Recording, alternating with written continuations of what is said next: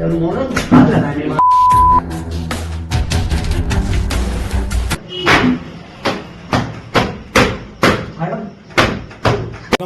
मैं सचिन खुदशाह। कभी कभी हिंसा अचानक नहीं होती, वह पहले कमरे में दाखिल होती है, दीवारों पर बैठती है, मोबाइल कैमरे की आंख में झांकती है और फिर पूरे समाज से पूछती है, पहचानते हो मुझे? एक मोबाइल फोन, एक बंद कैमरा, कुछ हंसती हुई आवाजें और एक आदमी जो बार बार हाथ जोड़ रहा है, कान पकड़ रहा है, पैर छू रहा है। वह आदमी कोई अपराधी नहीं है, उसका अपराध बस इतना है कि वह उस जगह खड़ा था जहां उसे खड़ा नहीं होना चाहिए था, या शायद वह उस जाति में पैदा हुआ जहां उसे पैदा नहीं होना चाहिए था। उत्तर प्रदेश का ऐतिहासिक नगरी झांसी, झांसी का एक गांव, 24 नवंबर की रात वहां कुछ ऐसा हुआ। जो हुआ वह अचानक नहीं था, वह धीरे धीरे योजनाबद्ध तरीके से हुआ, जैसे इस देश में सदियों से होता आया है। 4 सेकंड का वक्त, 10 चप्पलों की आवाज और एक तमंचा, एक युवक का कांपता हुआ शरीर। वीडियो आज सामने आया है, लेकिन घटना उस दिन ही पूरी हो चुकी थी, जैसे इस देश में रोज पूरी हो जाती है। सवाल ये नहीं कि वीडियो वायरल क्यों हुआ, सवाल ये है कि ये सब इतने आराम से कैसे हो गया। पीड़ित कहता है, मैं प्राइवेट में काम करता हूं।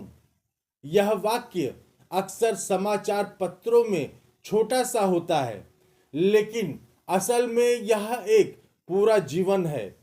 यह वाक्य किसी परिचय से ज्यादा एक ढाल होता है, ताकि कोई यह न पूछ ले तुम कौन हो, किस जाति से हो।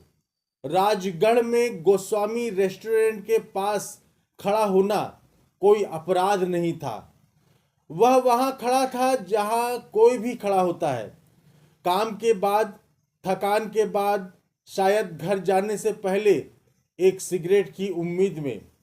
तभी 3 युवक आए, निशांत, सक्सेना, सुकृत और कनिष्क। सिगरेट पीने चलोगे? भारत में कई जुल्म इसी सवाल से शुरू होते हैं। सिगरेट पीने का बहाना, स्कूटी, रास्ता, लेकिन दुकान नहीं आई, घर आ गया। यह देश अक्सर कहता है गलत जगह गलत समय, पर यहां गलत जगह वही थी जहां भरोसा ले गया। घर जो सुरक्षित होना चाहिए था वही जेल बन गया।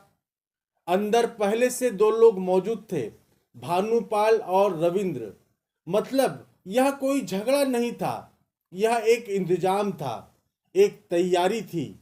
और फिर शुरू हुआ लात, घुसे, डंडे, जैसे शरीर कोई चीज हो, इंसान नहीं। और फिर कैमरा ऑन हुआ।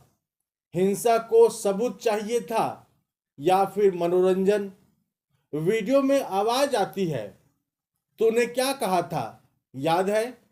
पीड़ित की आवाज कांपती है, मैं भी तुम्हारा खास आदमी हूं, बस यही बोला था। यह संवाद नहीं है, यह सत्ता का इंटरव्यू है, जहां सवाल का कोई सही जवाब नहीं होता। यह संवाद नहीं है, एक थप्पड़ पड़ता है, फिर दूसरा, फिर आवाज आती है, पता है मैं कौन हूं? राजगढ़ का राजा हूं।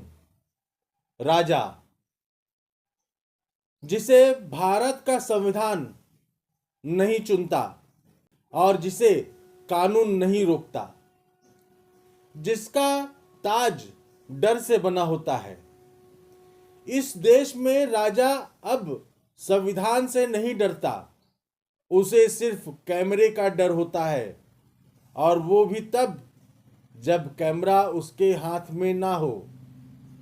वीडियो में 4 सेकंड, इन्हीं 4 सेकंड में 10 चप्पल।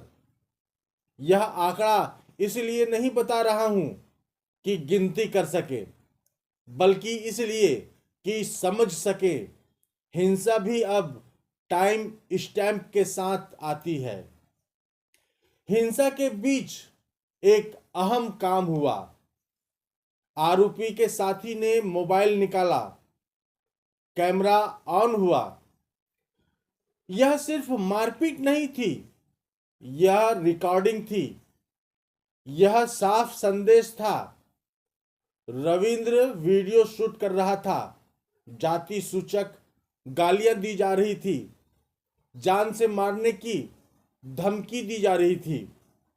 भारत में आज जुल्म को याद रखने के लिए इतिहास नहीं, स्टोरेज चाहिए। पीड़ित को कुर्सी पर बिठाया जाता है। कहा जाता है, तुझे चौकी जाना हो तो। यह वाक्य पूरा नहीं किया जाता, क्योंकि डर अधूरे वाक्यों से ही पैदा होता है। पीड़ित आरोपियों के आगे हाथ जोड़ लेता है, कांपती आवाज में कहता है, मुझे कहीं नहीं जाना है, प्लीज छोड़ दो। घर पर बच्चे और परिवार इंतजार कर रहा है। आरोपी कहता है, कपड़े उतार कर नंगे हो जाओ। तमंचा सीने पर सटाया जाता है। यह सिर्फ कपड़े उतारने का आदेश नहीं है, यह नागरिकता उतारने का आदेश है। यह बराबरी छीन लेने का ऐलान है। नग्नता यहां शारीरिक नहीं, सामाजिक है। तुम्हें बताया जा रहा है, तुम्हारे पास कुछ भी नहीं है, ना इज्जत, ना अधिकार और ना आवाज। अब वह दृश्य आता है जो इस पूरी कहानी का सार है। चप्पल उठती है, 4 सेकंड और 10 चप्पलें। इतिहास में कभी लिखा जाएगा, इस देश में इंसान की हैसियत सेकंड में तय होती थी। पीड़ित दलित युवक पैर छूता है, कान पकड़ता है, बेटी की कसम खाता है, भैया जान की कसम, छोड़ दो। ये दृश्य नया नहीं है, ये वही दृश्य है जो इतिहास की किताबों में नहीं, लेकिन गलियों में आज भी जिंदा है, और वह भी पूरी ताकत के साथ। इतनी ताकत कि किसी का दम घोट दे। सवाल उठता है, अगर डराना ही था तो वीडियो क्यों? क्योंकि अब हिंसा को गवाह चाहिए, और सबसे भरोसेमंद गवाह है मोबाइल कैमरा, जिसे बाद में दिखाया जा सके, देख हमने क्या किया। वीडियो सामने आता है, केस दर्ज होता है, SC/ST एक्ट लगता है। 3 गिरफ्तार, मुख्य आरोपी फरार। यह पैटर्न भी परिचित है। पहले वीडियो, फिर पुलिसिया कार्रवाई, और फिर समाज की राहत। देखो, सिस्टम काम कर रहा है। लेकिन यह सिस्टम तब कहां था जब तमंचा सीने पर रखा गया था। घटना 22 नवंबर 2025 की है। वीडियो आज सामने आता है, तभी सिस्टम जागता है। केस दर्ज होता है। अनुसूचित जाति अनुसूचित जनजाति अत्याचार निवारण अधिनियम SC/ST एक्ट लगता है। 3 गिरफ्तार होते हैं। घटना का मुख्य आरोपी पुलिस पकड़ से अब भी बाहर है, और पुलिस कहती है मारपीट की वजह स्पष्ट नहीं है। यह वाक्य अपने आप में एक बड़ी स्वीकारोक्ति है, क्योंकि जब वजह जाती होती है तो वह अक्सर फाइलों में स्पष्ट नहीं होती। यह कहानी उत्तर प्रदेश का ऐतिहासिक नगरी झांसी की नहीं है। यह कहानी उस भारत की है जहां आज भी कुछ लोग खुद को राजा समझते हैं, और कुछ लोगों को बार बार यह याद दिलाया जाता है कि उन्हें सिर्फ माफी मांगनी आती है, उनका जन्म सेवा के लिए हुआ है। वीडियो खत्म हो जाता है, मारपीट रुक जाती है, लेकिन सवाल वहीं खड़ा रहता है, अगर यह वीडियो बाहर नहीं आता तो क्या यह अपराध अपराध कहलाता? और यही सवाल इस कहानी को खत्म नहीं होने देता। मैं सचिन खुदशाह। अगर ये कहानी आपको कहीं से छूती है तो प्लीज वीडियो को लाइक और शेयर कर अपना समर्थन दर्ज करें, हमें सपोर्ट करें। ऑनलाइन बुलेटिन यूट्यूब चैनल को लाइक और सब्सक्राइब करें। हम जमीन से जुड़ी ऐसी ही और कहानी हर रोज आपके लिए लाते रहेंगे। आपका एक लाइक हमें अपने काम के प्रति संबल देता है, क्योंकि यहां खबरें चीखती नहीं, विचार बनती हैं। धन्यवाद।